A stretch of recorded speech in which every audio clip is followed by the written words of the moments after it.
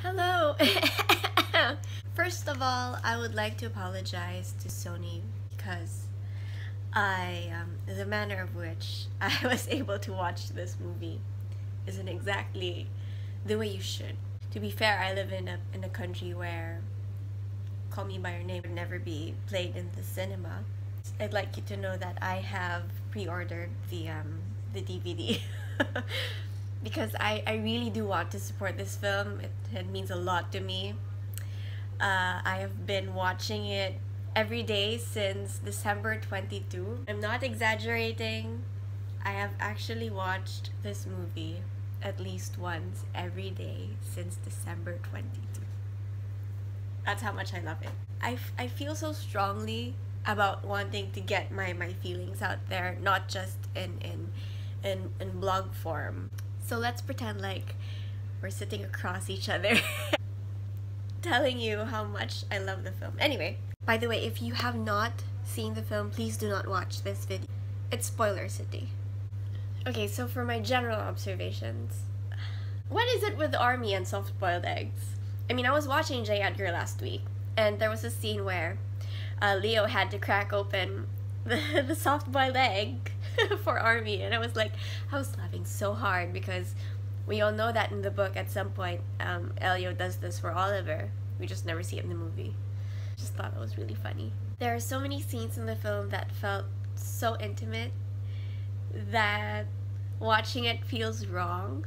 You know, not a lot of films do that, and because they actually capture what having an intimate relationship feels like. You have all these little moments where you know that this is what it means to actually connect with someone on a whole nother level.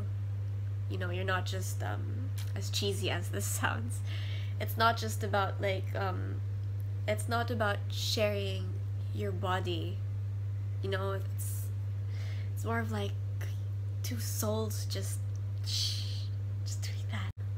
I am so thankful for the lack of dialogue that this film has. I mean, we know that in the earlier scripts we see a few lines that the narrator is supposed to say, which I hear was allegedly supposed to be Sufjan Stevens. Imagine that if it was. But I'm so glad that they decided not to add narrations. I usually tell my friends who hasn't seen the film to pay attention to the facial expressions and the body language that both Army and Timothée does, because that's where the story lies. And one of the great things about that is they actually don't dictate how they feel, and as a viewer it's a lot more easier for you to relate because you could just impose your feelings towards either one of the characters and say, oh, in this particular scene Oliver felt this way or Elio felt that way, and in that sense it makes it a lot more relatable for you. My cat is here. I really love how you could actually see the character development in this film. Initially you would see both of them hold back, especially Oliver with all his laters and, you know, acting so detached, and then seeing him the way he kissed Elio in Bergamo. Ugh. That kissing scene is just in my head for forever. I know I did mention that I've been watching this film since December, but I did not say how I would not watch beyond the scene where Oliver just watches Elio sleep in their hotel. And then as soon as I see that scene, I just play it back to the beginning. I could never go through that train scene. It's too painful. I would say in about more than 100 times I've seen the film, I could count the number of times I've seen it till the end with both hands once. Now this is where I get to like the nitty-gritty of the particular scenes I liked in the film. I'm gonna go in random order, by the way. You could actually see in their initial meeting when Oliver was introduced to Elio, the way he looked at Elio. Is it just me who caught that? One of the most difficult scenes for me to watch is the morning after, when you know that Elio was feeling so, how do I say, disgusted by what they did, and that is like the worst part, because you could see Oliver panic in a way. You know, he's so careful. It was like holding something so fragile in your hand and watching it drop to the floor. And for me, the whole scene, the whole part where they went swimming, and you know, that bike ride, it was all of that. To me, felt like watching the fragile thing fall down and seeing whether someone would catch it or it would miraculously land on something that it doesn't really break on. You wanted to shake Elio for like, what the heck, man? how dare you treat Oliver this way? And in a way, you want to hold Oliver and tell him, oh my god, please don't feel guilty, it's not your fault. This is Elio's fault! No, I'm kidding. Okay. One of the funniest scenes for me is when I can't stop laughing. Was when Oliver didn't show up for dinner. This was after he gave Elio that back massage, right? You could see Elio trying to, I think it was like he was like sort of getting ready for dinner, and he was like shaving his mustache. You know, trying to, you know, that he felt like he was trying to look good for Oliver. And then he found it so weird, like, but why am I trying to look good for this guy, you know? He shows up in the pink polo. And then he finds out that Oliver isn't there, and then he starts acting like, I feel like he's arrogante. It's so funny. Because you know, it's his defense mechanism for Oliver not showing up, and then with how mad he was at dinner, you see him moping while he was hanging out with his family. I found it so funny the way that scene played out. Oh my god, it's little things, you know. I'm not sure if it was just me, but I sort of caught this look at Oliver's face when he was watching Elio drive away in his bike after they went to the beach, and Elio was supposedly meeting Marcia, and it was after he ran out of the car, and I don't know if it was just me, but I caught Oliver sort of looking like this and watching Oliver go. One of the things I've been mentioning countlessly on my Tumblr account, on Reddit, on Instagram, on Twitter, was how Elio couldn't recognize people's voices on the phone. If you remember, he called Marcia, and then he called his mom at the train station. He called Marcia and he said, "Is this Marcia?"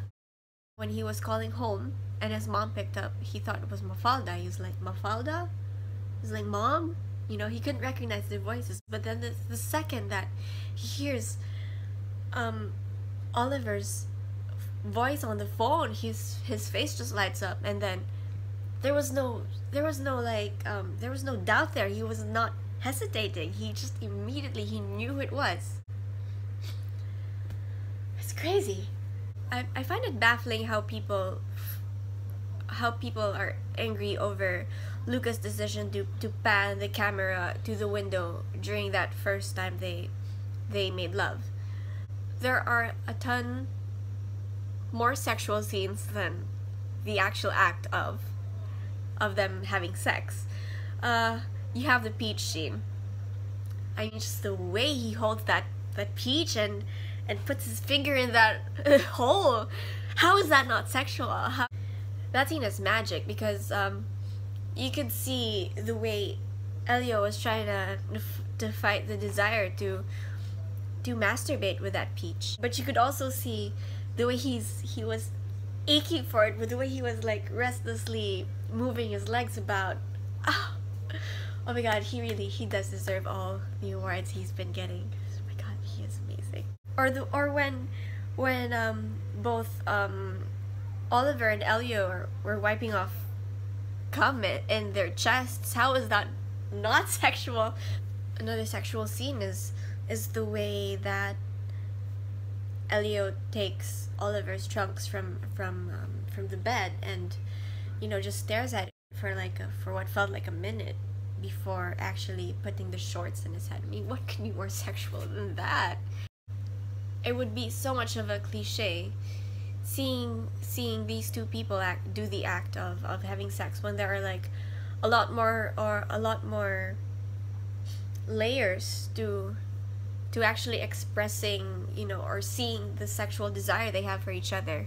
I like this little bit when they met Sammy's friend at the beach to uncover the statue, because there was this proud look on Oliver's face when the guy was hugging Elio. It was so cute.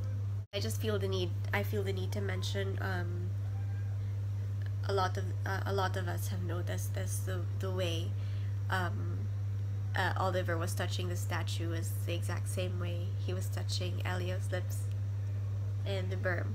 Elio's name is the first and the last name called in the film. Elio!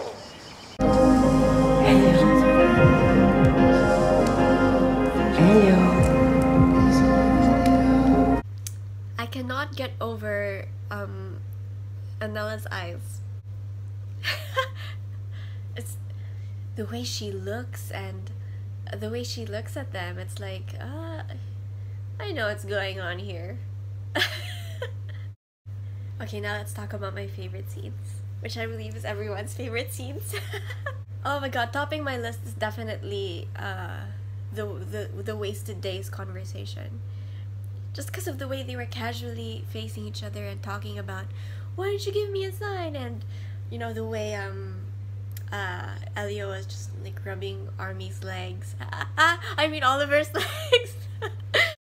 It felt so real, you know, the way that they were interacting in that scene, and the way they were like tickling each other, and the way Elio just moved to Oliver's chest and kissed it, and then they started kissing. The most precious scene ever. Another one of my favorite bits was when post-peach scene, when Oliver was comforting Elio, and there's this bit where he just moved, because like Oliver was holding his face, right, and he just moved and like sort of gently kissed Oliver's palm before moving to his lips. And the bus scene, yeah, when they were going to Bergamo, right, and Oliver was like waving to like Chiara and the Promans, and I think Oliver was laughing because he was thinking probably in his head, and Elio thought I was messing around with Chiara. Moves to feeling of pure bliss that they get to spend a few days together by themselves. That's why he was looking at Elio that way. I'm gonna cry in the corner. When they were swimming and Elio was watching Oliver do his laps, right? And as soon as he gets out of the water and he knows that Oliver's about to open his eyes, he turns away. And then Oliver asks, Elio, what are you doing? Reading my music. No, you're not. Thinking, then. Yeah? About what? It's private. it's private. The way he smiles before saying that, I mean I can't hold it in. I'm gonna let it go. But then I'm gonna collect myself and say, it's private. It's so genuine. I like that little glimpse where Elio is actually looking at Oliver standing at the foot of his bed, and he was like, you could say that he was trying to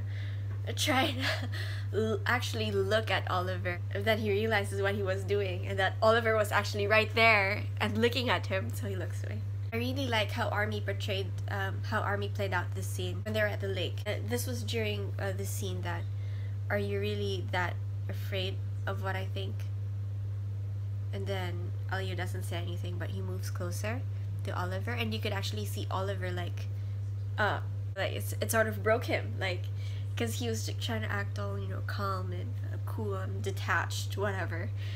And then Elio like just it sort of happens in the book as well, right? When Elio stares at him in the face, and like for the first time he's not backing away and he's not looking away, he just stares at Oliver, and this breaks Oliver. And I love how that scene was played out, you know. And you see Oliver get himself together again and try to move away from Elio and say, "You're making things more difficult for me." Let's talk about the book versus the movie. I don't know if you noticed, but in the book there was this part when Oliver was massaging Elio, that he, at the end, he sort of like gave in and leaned toward the hand, like he was like surrendering himself to Oliver. And this actually plays out in the movie. We want more footsie scenes. We deserve it. I don't know if the sequel is ever gonna happen, and if Luca would ever. Oh my God, Director Scott, please, in the DVD, please include those footsie scenes. I need those scenes under the table after their first kiss at the berm, and that footsie scene in their pool when they were talking right after Elio broke Marzia's heart. I also like that they gave that line to Oliver instead of Elio talking to himself about moving on to minerals. Oh, I see. You've moved on to the plant kingdom already. What's next, minerals? I suppose you've already given up animals. You know that's me. It's a cute version.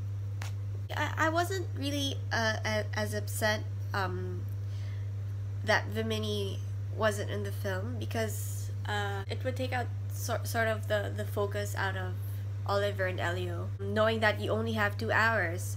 If they stuck with the original 4-hour film, I wouldn't mind having Vimini there. And now about Rome and Bergamo, I'm sort of fine with that too. There are some things that are fine in the book and some things that are fine in the film. You know, those sort of changes I'm sort of okay with.